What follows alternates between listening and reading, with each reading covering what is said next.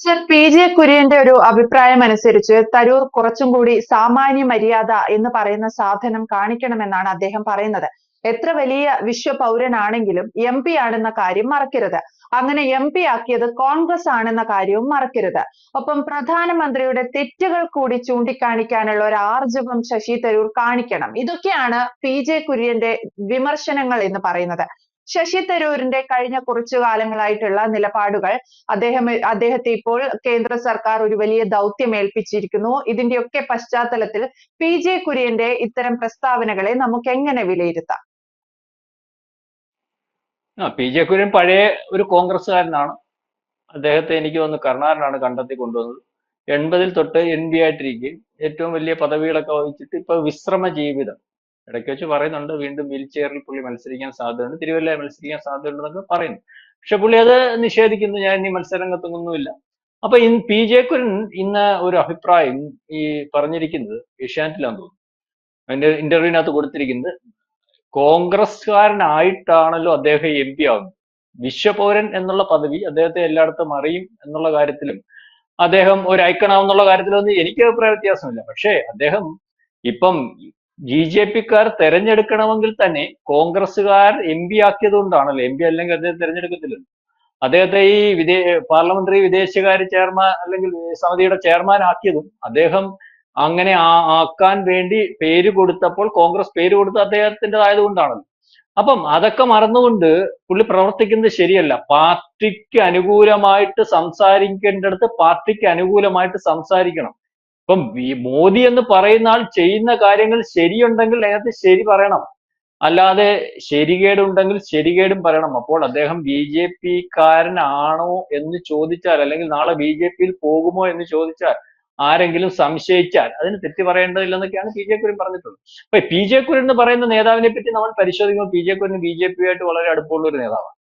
അപ്പം പല ഘട്ടങ്ങളിലും ബി ജെ പിയുടെ ഗവൺമെന്റ് ഇരിക്കുമ്പോഴും അല്ലെങ്കിൽ അദ്ദേഹത്തിനെ പല പോസ്റ്റുകളിലും വെക്കുന്നതിനുമൊക്കെ കോൺഗ്രസിനകത്തു നിന്ന് ആളാണെങ്കിൽ പോലും വളരെ താല്പര്യം, അല്ലെങ്കിൽ ബി ജെ പിക്ക് താല്പര്യമുള്ളതും, അല്ലെങ്കിൽ അതിനകത്ത് അദ്ദേഹം ആ പോസ്റ്റുകളൊക്കെ വഹിക്കുമ്പോൾ ഒരുപക്ഷെ ഈ പറയുന്ന തരൂരിനെ പോലെ തന്നെ ബി ജെ പിക്ക് എതിരായിട്ട് നിൽക്കുന്ന ഒരു സമീപനമൊന്നും ഉണ്ടായിരുന്നില്ല. അതിനുശേഷം ഇദ്ദേഹത്തെ ഉപരാഷ്ട്രപതി ആക്കുന്നതിന് പോലും ബി ജെ പി ആലോചിക്കുകയും ആ കാര്യം അദ്ദേഹത്തിന് സംസാരിക്കുകയും, അപ്പം ആ കാര്യത്തിലേക്ക് സംസാരം ഒരുപക്ഷെ കോൺഗ്രസ് നേതൃത്വത്തോട് കുര്യൻ ആലോചിച്ചപ്പോൾ അതിന് താല്പര്യമില്ല എന്ന് കോൺഗ്രസ് നേതൃത്വം പറഞ്ഞെന്നാണ് നമുക്ക് മനസ്സിലാവുന്നത്. അപ്പം അന്ന് പക്ഷെ കോൺഗ്രസ് നേതൃത്വം കാണിച്ചത് ഒരു വിഡിത്തമായിട്ട് എന്റെ വ്യക്തിപരമായിട്ടുള്ള അഭിപ്രായത്തിൽ പറയാൻ പറ്റില്ല. കാരണം അദ്ദേഹം ഒരു ഉപരാഷ്ട്രപതി ആവാൻ സാധ്യതയുള്ള ഒരു സാധ്യത വരുമ്പോൾ കോൺഗ്രസിനകത്തുനിന്ന് ആളിനെ ബി ജെ പി ആക്കാൻ ശ്രമിക്കുമ്പോൾ അങ്ങനെ ആക്കുന്നതിനകത്ത് നിന്നു കൊടുക്കേണ്ടതായിരുന്നു. പണ്ട് സി പി എം പ്രധാനമന്ത്രി പദം വേണ്ട എന്ന് വെച്ചതുപോലെ ഇനി ചരിത്രത്തിന്റെ ഭാഗമായിട്ട് സി പി എമ്മിന്റെ ഒരു പ്രധാനമന്ത്രി ആവാൻ സാധ്യതയുള്ള വന്നപ്പോൾ സി പി എം ആലോചിച്ചിട്ട് തീരുമാനിച്ചു സി പി എമ്മിന് പ്രധാനമന്ത്രി പദം വേണ്ട. അപ്പൊ ഇനി ഇന്ത്യയുടെ ചരിത്രത്തിന്റെ ആളുകൾ സി പി എമ്മിന് ഒരു പ്രധാനമന്ത്രിയുടെ പേര് എഴുതിച്ചേർക്കാവുന്ന ഒരു സാധ്യത, അല്ലെങ്കിൽ അത്തരത്തിൽ ഒരു സാധ്യതയാണ് കളഞ്ഞു കുളിച്ചതെന്ന് പറയുന്ന കണക്ക്. അപ്പം ഇതിനകത്ത് കോൺഗ്രസിനും ഈ പറയുന്നത് പോലെ പി ജെ കുര്യന്റെ അഭിപ്രായത്തിനകത്ത് നിന്ന് കോൺഗ്രസിനും തെറ്റുപറ്റുന്നുണ്ട്. കോൺഗ്രസ് ഈ പറയുന്ന ശശി തരൂർ എന്ന് പറയുന്ന ആളിനെ കോൺഗ്രസിനകത്ത് കൊണ്ടുവന്നു, ശരി തന്നെ. അദ്ദേഹത്തെ എം പി ആയിട്ട് മത്സരിപ്പിച്ചു, സീറ്റ് കൊടുത്തു, അദ്ദേഹത്തെ സഹമന്ത്രിയാക്കി.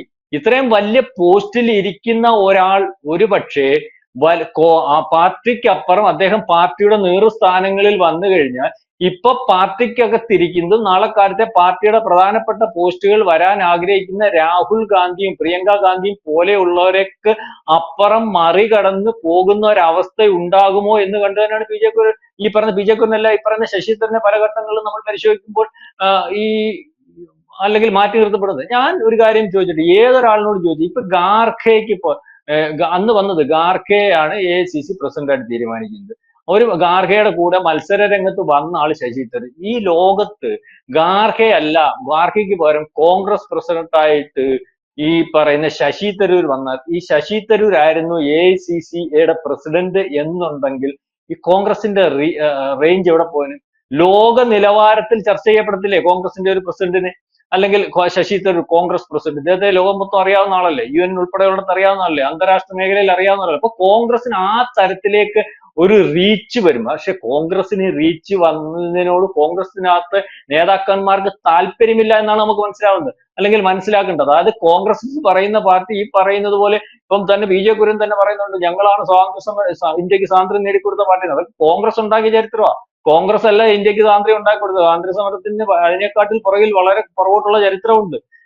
സ്വാതന്ത്ര്യം കിട്ടിയതിന് ശേഷം ചരിത്രം എഴുതുന്നതിനകത്ത് നിയോഗിക്കപ്പെട്ടത് നെഹ്റുവിന്റെ ഭാഗമായിട്ടായതുകൊണ്ട് നെഹ്റുവിന് ഇഷ്ടമുള്ളവരെ വെച്ച് ഈ സ്വാതന്ത്ര്യ സമര സേനാനികളും അല്ലെങ്കിൽ അയാൾക്ക് ഇഷ്ടമുള്ളവരെ വെച്ച് പ്രൊമോട്ട് ചെയ്തിട്ടുള്ള ഒരു ചരിത്രം എഴുതി ചേർത്തു. അപ്പൊ അതിന് പുറകോട്ട് വളരെ പുറകോട്ട്. അപ്പൊ അതൊക്കെ വിട്ടാൽ മതി. കോൺഗ്രസ് ഒന്നും അല്ല അല്ലെങ്കിൽ ഇന്ത്യക്ക് സ്വാതന്ത്ര്യം നേടിക്കൊടുത്തത്. കോൺഗ്രസ് മാത്രം പണി ചെയ്തുകൊണ്ടൊന്നും അല്ല സ്വാതന്ത്ര്യം ഉണ്ടായത്. അതിന് പുറകോട്ട് വളരെ കാലം കൊണ്ട്, നൂറ്റാണ്ടുകൾ കൊണ്ട് കോൺഗ്രസിന്റെ അല്ലെങ്കിൽ ഇന്ത്യയുടെ സ്വാതന്ത്ര്യത്തിന് വേണ്ടി പണിയെടുത്ത പല ആളുകളും ഉണ്ട്. ആ ധീര യോദ്ധാക്കളെയൊക്കെ മറച്ചു വെച്ചുകൊണ്ട് ഇഷ്ടമുള്ളവരെ എഴുതി ചേർത്ത ഒരു സ്വാതന്ത്ര്യ സമര പോരാട്ട കഥകളാണ് നെഹ്റുവിന്റെ ഭാഗത്തു നിന്നുണ്ടായത്. അപ്പൊ അതൊക്കെ അല്ല.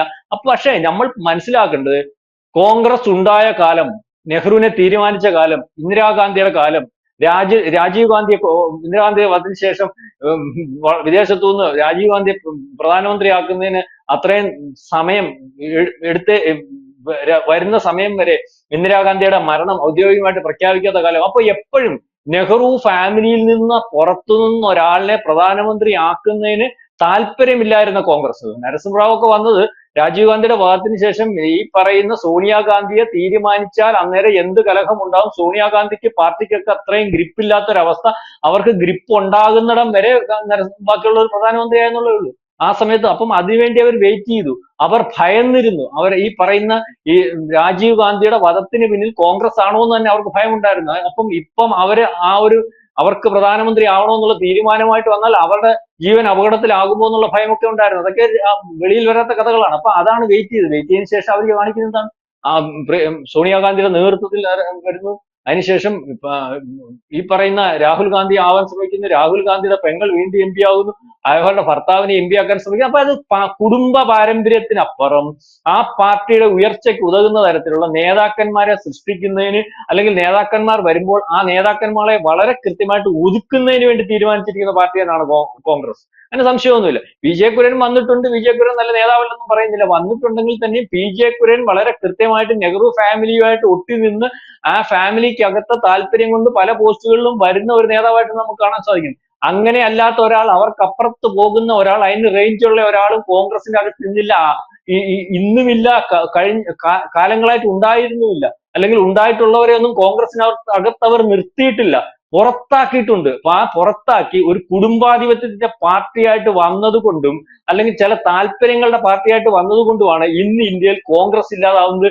ഇന്ന് ഇന്ത്യയിൽ കോൺഗ്രസ് ഇന്ത്യ വിരുദ്ധരുടെ പേര് ചോദിക്കുമ്പോൾ, ആ പാർട്ടികളുടെ പേര് ചോദിക്കുമ്പോൾ ആദ്യം ഇവരുടെ പേര് വരുന്നു. അപ്പം BJ കുര്യൻ പറയുന്നു, ഒരുപക്ഷെ ആൾക്കാർ തെറ്റിദ്ധരിക്കാം, ഈ പറയുന്ന ശശി തരൂർ BJP കാരനാണോ അല്ലെങ്കിൽ നാളെ BJP ആകുമോ എന്ന് പറയുമ്പോൾ ശശി തരൂരിന് വേണ്ട പരിഗണന, അല്ലെങ്കിൽ അദ്ദേഹത്തിന് വിശ്വപൗരനായിട്ടുള്ള ആളെ MP ആക്കി, സഹമന്ത്രിയാക്കി. പക്ഷെ അയാളുടെ പൊസിഷൻ അനുസരിച്ച്, അയാളുടെ അംഗീകാരം അനുസരിച്ച് അയാൾക്ക് ഉതകുന്ന വലിയ പോസ്റ്റുകളൊന്നും അല്ല MP-യും അല്ലെങ്കിൽ സഹമന്ത്രി സ്ഥാനവും. അതിനേക്കാളൊക്കെ ഉയർന്ന പോസ്റ്റിൽ ഇരിക്കുന്ന ആളാണ് കോൺഗ്രസിനകത്ത് വന്നത്. അപ്പൊ അദ്ദേഹത്തെ കേരളത്തിൽ പരിഗണിക്കുന്നില്ല.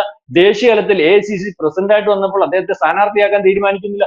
അതിനുശേഷം വർക്കിംഗ് പ്രസിഡന്റ് ആക്കുന്ന ഒരവസ്ഥ വരുന്നതെന്ന് പറഞ്ഞാൽ ശശി തരൂർ തന്നെ, അല്ലെങ്കിൽ പാർട്ടിക്കകത്ത് കലാപം ഉണ്ടാക്കുമെന്ന് കണ്ടുകൊണ്ട് ഇപ്പം ഏറ്റവും അവസാനം സമിതിയുടെ ഈ പറയുന്ന അംഗങ്ങളുടെ പേര് ചോദിച്ചപ്പോൾ BJP തീരുമാനിക്കുന്നു ശശി തരൂരിനെ. പക്ഷെ കോൺഗ്രസ് കൊടുത്ത ലിസ്റ്റിനകത്ത് അപ്രസക്തരായിട്ട് ആളുള്ളപ്പോൾ പോലും ഇത്രയും പ്രസക്തിയുള്ള, അല്ലെങ്കിൽ ഈ കാര്യങ്ങൾ അവതരിപ്പിക്കാൻ സാധിക്കുന്ന, അല്ലെങ്കിൽ ലോകം അറിയുന്ന ശശി തരൂരിന്റെ പേര് കൊടുക്കുന്നില്ല എന്നുള്ളത് മാത്രമല്ല, ആ പേര് കൊടുത്തില്ല എന്നുള്ള കാര്യം കോൺഗ്രസിന് രഹസ്യമായിട്ട് വെക്കാൻ സാധിക്കുമ്പോൾ അത് പബ്ലിസിറ്റി കൊടുത്തിട്ട് കോൺഗ്രസിന് അത്ര പരിഗണന അല്ലെങ്കിൽ താല്പര്യമുള്ള ആളല്ല ശശി തരൂർ എന്ന് വിളിച്ചു പറയുന്ന ഒരു അവസ്ഥയും കൂടെ കോൺഗ്രസിന്റെ ഭാഗത്തുനിന്നുണ്ടാവുന്നുണ്ട്. അതുകൊണ്ട് ശശി തരൂർ BJPക്ക് താല്പര്യം ഉണ്ടെങ്കിൽ എന്നേ ശശി തരൂർ BJP കാരനാകുമായിരുന്നു എന്നാണ് എന്റെ ഒരു കണക്കുള്ളൂ. പക്ഷെ BJPക്ക് താല്പര്യം ശശി തരൂർ അവിടെ നിൽക്കട്ടെ, കോൺഗ്രസിനകത്ത് നിന്നുകൊണ്ട് BJP കാരനായിട്ടുള്ള ഒരു കോൺഗ്രസ്സുകാരനായിട്ട് കോൺഗ്രസിനകത്ത് നിൽക്കട്ടെ എന്നുള്ള രാഷ്ട്രീയമാണ് ഇപ്പോൾ എനിക്ക് തോന്നുന്ന BJP പയറ്റുന്നത്. അതായത് ഒരാളുണ്ട് കോൺഗ്രസിന്റെ നേതൃത്വത്തിലിരിക്കുന്ന ഈ പറയുന്ന രാഹുൽ ഗാന്ധി എന്ന് പറയുന്ന ആൾ, അല്ലെങ്കിൽ പ്രതിപക്ഷ നേതാവ്. അദ്ദേഹം ഇന്ത്യാവിരുദ്ധനാണ്, രാജ്യവിരുദ്ധനാണ്, ഇന്ത്യക്കെതിരെ പറയുന്ന ആളാണ്, പാകിസ്ഥാന്റെ ഭാഗമാണ്, പാകിസ്ഥാന്റെ ഭാഗമായിട്ടുള്ള ആൾക്കാരെ കോൺഗ്രസിനകത്ത് പ്രൊമോട്ട് ചെയ്യുന്ന ആളാണ് എന്നുള്ള രീതിയിലുള്ള പ്രസ്താവനകൾ കാണിക്കുന്നതിനൊപ്പം തന്നെ BJPക്ക് ഉണ്ടാകുന്ന, അല്ലെങ്കിൽ BJP ഇപ്പൊ ചെയ്തുകൊണ്ടിരിക്കുന്നതെന്ന് പറഞ്ഞാൽ കോൺഗ്രസിനകത്തെ രാജ്യ താല്പര്യങ്ങൾ സംരക്ഷിക്കുന്ന, അല്ലെങ്കിൽ രാജ്യത്തിന്റെ താല്പര്യത്തിന്റെ കൂടെ നിൽക്കുന്ന ഒരാൾക്ക് നിലനിൽപ്പില്ലാത്ത പാർട്ടിയാണ് കോൺഗ്രസ് എന്ന് ചൂണ്ടിക്കാണിക്കുന്നതിന് വേണ്ടി ശശി തരൂരിനെ ഉപയോഗിക്കും. ശശി തരൂർ എന്ന് പറയുന്ന ആൾ ഇന്ത്യയുടെ ഏറ്റവും വലിയൊരു വിഷയം വന്നപ്പോൾ കോൺഗ്രസിന്റെ അഭിപ്രായമല്ല ശരി, അല്ലെങ്കിൽ മോദിയുടെ കാര്യമാണ് ശരി, ഇന്ത്യ ഇപ്പൊ എടുക്കുന്ന നിലപാടാണ് ശരി, ഇന്ത്യ ഗവൺമെന്റ് ശത്രു രാജ്യങ്ങളോട് എടുക്കുന്ന നിലപാടാണ് ഉറക്കെ പറയുമ്പോൾ ആ നിലപാടല്ല കോൺഗ്രസിന്റെ നിലപാടെന്ന് AICC വിളിച്ചുകൂട്ടി ശശി തരൂരിനെ താക്കീത് ചെയ്യുന്നതായിട്ടുള്ള വാർത്തകൾ നമ്മൾ കണ്ടാണ്. അപ്പം കോൺഗ്രസിനകത്ത് രാജ്യവിരുദ്ധരേ ഉള്ളൂ, കോൺഗ്രസിനകത്ത് രാജ്യസ്നേഹികൾക്കോ അല്ലെങ്കിൽ ഇന്ത്യയുടെ താല്പര്യം സംരക്ഷിക്കുന്നവർക്കോ യാതൊരു വിലയുമില്ല എന്ന് വിളിച്ചു പറയുന്നതിന് വേണ്ടി ഉള്ള ഒരാളായിട്ട് കോൺഗ്രസിനകത്തെ BJP ആയിട്ട് നിൽക്കുന്ന ശശി തരൂരിനെയാണ് നമുക്ക് കാണുവാൻ സാധിക്കുന്നത്.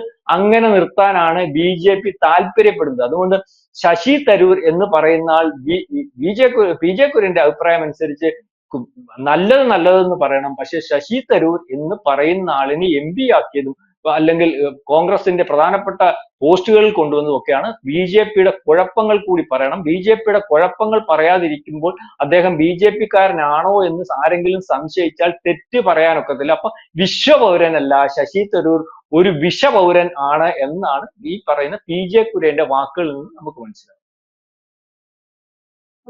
PJ കുര്യന്റെ അഭിപ്രായത്തിൽ പ്രശാന്ത് സാർ സൂചിപ്പിച്ചതുപോലെ വിശ്വപൗരനല്ല ശശി തരൂർ എന്നുള്ള ഒരു അഭിപ്രായത്തിലേക്ക് അദ്ദേഹം എത്തുന്നു. ശശി തരൂർ സമീപകാലത്ത് എടുത്ത ചില നിലപാടുകളാണ് അതിന് വിധേയമായിട്ടുള്ളത്. മാത്രമല്ല സാമാന്യ മര്യാദ ശശി തരൂർ കാണിക്കണം, പാർട്ടിയോട് ഒരൽപ്പം കൂറ് കാണിക്കണം എന്നൊക്കെയുള്ളതാണ് PJ കുര്യന്റെ ഒരു അഭിപ്രായം എന്ന് പറയുന്നത്. എന്തായാലും കേന്ദ്ര സർക്കാർ ഏൽപ്പിച്ച ഒരു വലിയ ദൗത്യത്തിനായി ആ കമ്മിറ്റിയുടെ ചെയർമാനായി ശശി തരൂർ ഐക്യരാഷ്ട്ര സഭയിലേക്കും വിദേശ രാജ്യങ്ങളിലേക്കും ഒക്കെ പോകാനിരിക്കെ കൂടിയാണ് PJ കുര്യന്റെ ഈ ഒരു വിമർശനം എന്നതും ശ്രദ്ധേയമാണ്, വ്യക്തമാണ്. Thank you Prashant.